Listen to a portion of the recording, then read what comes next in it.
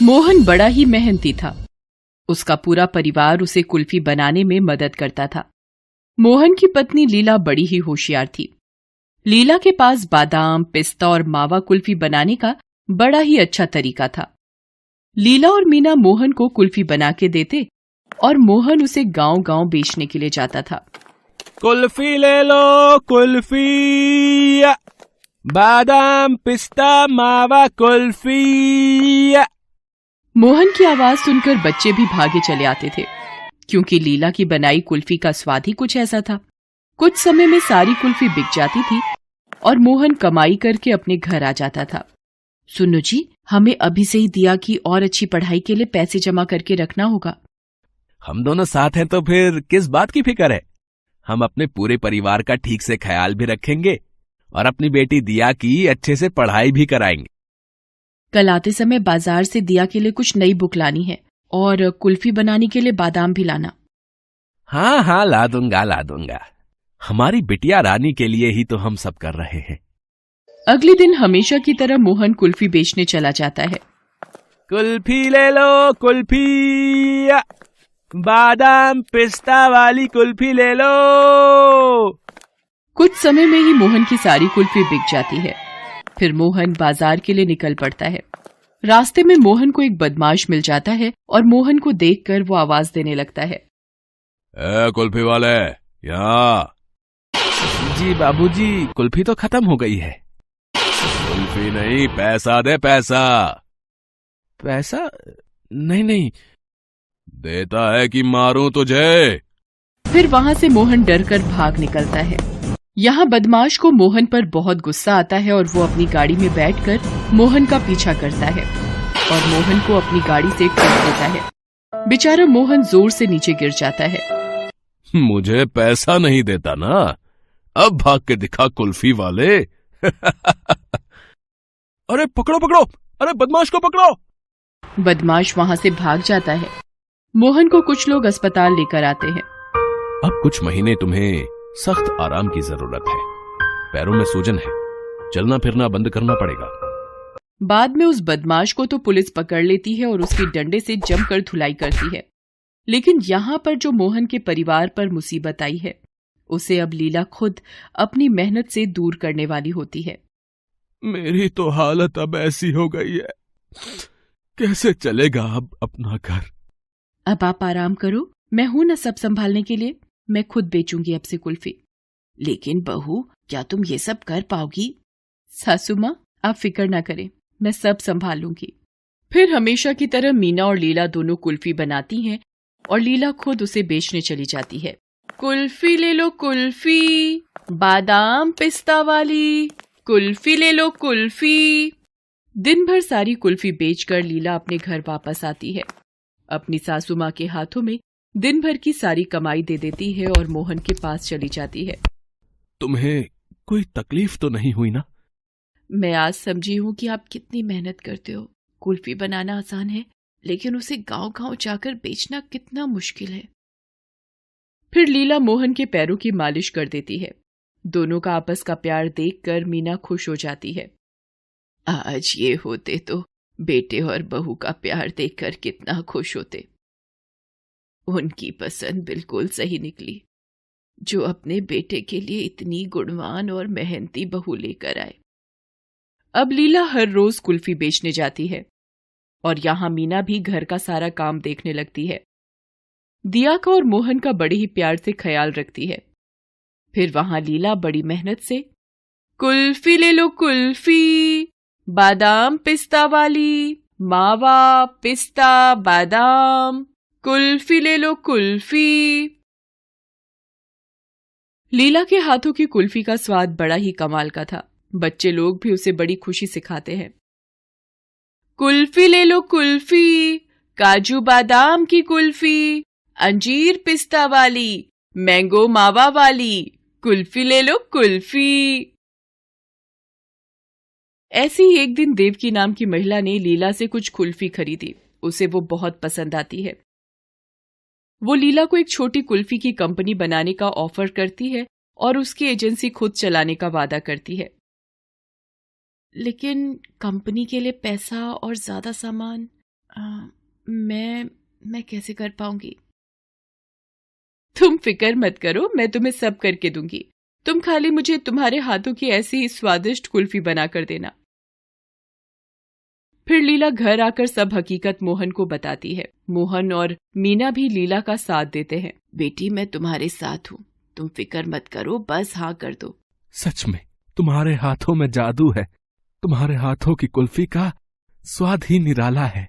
फिर लीला देवकी की मदद से एक छोटी कंपनी बना लेती है और बहुत ही अच्छे से देवकी के अलग अलग ऑर्डर बना देती है और फिर देवकी उसे शादियों में, छोटे मोटे दुकानों पर बेचने लगती है। देवकी की एजेंसी भी खूब चलने लगती है और कुछ महीनों बाद ये लो 1 लाख रुपए का चेक। अब से ये तुम्हारे 1 महीने की कमाई है लीला। देवकी जी, ये चेक मेरे पास नहीं, माता जी के पास दो। तो इस तरह से लीला की दिया कुल्फी नाम की कंपनी चलने लगती है और कुछ दिनों में मोहन भी ठीक हो जाता है। दोनों मिलकर अपनी खुद की कुल्फी कंपनी चलाने लगते हैं। मैं कितनी नसीब वाली हूँ जो मुझे इतनी अच्छी, भाग्यवान और गुड़ी बहू मिली। सीख, एक दूसरे का साथ देकर मेहनत करो तो हर मुश्किल आसान होगी। आपका काम जितना अच्छा हो तो उतनी अच्छी सफलता भी मिलेगी।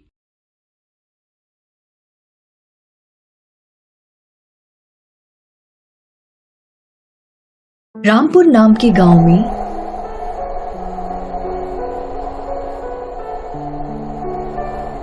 ललिता और रोमा रहती थी। यूं तो दोनों सास बहू थी, लेकिन ललिता को रोमा बिल्कुल भी पसंद नहीं थी। ललिता चाहती थी कि उसके बेटे अमन की शादी उसकी बचपन की सहेली सुशीला की बेटी से हो, लेकिन अमन रोमा से शादी कर उसे घर ले आया था। ललिता रोमा को खड़ी खोटी सुनाने का एक भी मौका नहीं छोड़ती। अरे रोमा, आज चाय मिलेगी कि नहीं? मम्मी जी, आपकी चाय बनाकर मैंने टेबल पर रख दी है। क्या मैं वही ठंडी चाय पीऊं? एक काम में मन नहीं लगता तेरा। जा, दूसरी चाय बना कर ला। ठीक है मम्मी जी। जैसे ही रोमा फिर से चाय बनाकर ललिता को देती है, ललिता उसे दूसरा काम पकड़ा देती है। मम्मी जी, आपकी गरम चाय। जा, मेरे लिए नहाने का पानी गर्म कर दे। जी मम्मी जी। रोमा बाल्टी में गर्म पानी कर ललिता को देती है। मम्मी जी, आपका गर्म पानी। तो क्या ये सर पर रखेगी मेरे? जाकर गुसल खाने में रख दे और मेरे लिए पूजा के फूल ला दे। रोमा जब तक बगीचे से फूल लेकर आती है, तब तक ललिता नहाकर तैयार हो जाती है। जाकर जल्दी से खाना लगा दे, मैं तुरंत पूजा करके आती हूँ। ठीक है मम्मी जी। पूजा कर ललिता रोमा को आवाज लगाती है, खाना बना कि नहीं, कि लग गई फोन पर? नहीं मम्मी जी, मैं सुबह से घर के काम कर रही हूँ, बस थोड़ी देर में खाना तैयार हो जाएगा। कोई काम तो होता नहीं तुझसे, जुबान चलाना आता है बस। रोमा, जो सुबह से घर के काम कर रही थी, एक गिलास पानी पीने की भी उसे फुर्सत नहीं मिली। ऊपर से ऐसे कटाक्ष वाक्य उसके दिल पर चुभ रहे थे, लेकिन उसने कुछ नहीं कहा। एक दिन ललिता की कुछ सहेलियां उसके घर आती है। ललिता सभी के सामने रोमा की खूब बुराई करती है। ललिता, तेरी बहू तो घर के सारे काम अच्छे से कर लेती है।